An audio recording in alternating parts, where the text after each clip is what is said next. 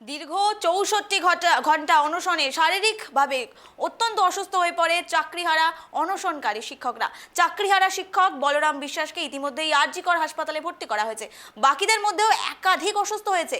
কারো সুগার ৬০-এর বেশি, কারো শ্বাসকষ্ট, কারো বুকে ব্যথা। আরজিকরের জুনিয়র চিকিৎসক সৌম্যদীপ জানিয়েছেন, আন্দোলনের পরিবেশ অত্যন্ত খারাপ। তাপমাত্রা, বাতাসহীনতা এবং চিকিৎসার অভাবে পরিস্থিতি আরও খারাপ হচ্ছে। অনশনকারীদের পর্যাপ্ত স্বাস্থ্য পরীক্ষা না হওয়ায় ক্ষোভ প্রকাশ করেছেন তারা। অনশনকারীদের অভিযোগ, মুখ্যমন্ত্রী হস্তক্ষেপ দাবি চাইছে আন্দোলনের মাঝে।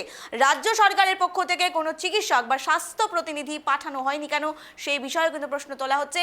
কোনো সাহায্য না পেলে একজনের মৃত্যু যদি হয় তার দায়ী হবে সরকার, এমনই হুঁশিয়ারি চাকরিহারা শিক্ষকদের। বলরাম বিশ্বাস ইতিমধ্যেই গুরুতর অসুস্থ হয়েছেন এবং আমরা সেই সময় ন্যূনতম একটা অ্যাম্বুলেন্সের সহযোগিতাও গভর্নমেন্টের কাছে পাইনি।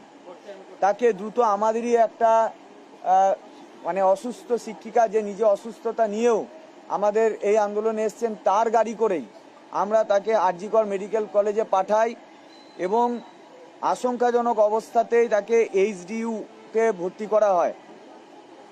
এবং আমাদের আরও যারা সাথী তারা ক্রমশ অসুস্থ হয়ে পড়ছে। তাদের কারো যদি কিছু হয়ে যায়, কারো একজনের যদি কিছু হয়ে যায়, তার জন্য দায়ী সরকার থাকবে এবং তার যে পরিণতি হবে, তার কোনো রকম ঘটনা ঘটলে শুধু দায়ী সরকার থাকবে না, তার পরিণতিটাকেও কিন্তু সরকারকে বুঝতে হবে। এবং এই গরমে এখানে যেখানে কলকাতায় তাপমাত্রা আপনারা সবাই অনুভব করছেন, এই গরমে এই কংক্রিটের রাস্তার মধ্যে অনশন করা একটা দুর্বিষহ ব্যাপার।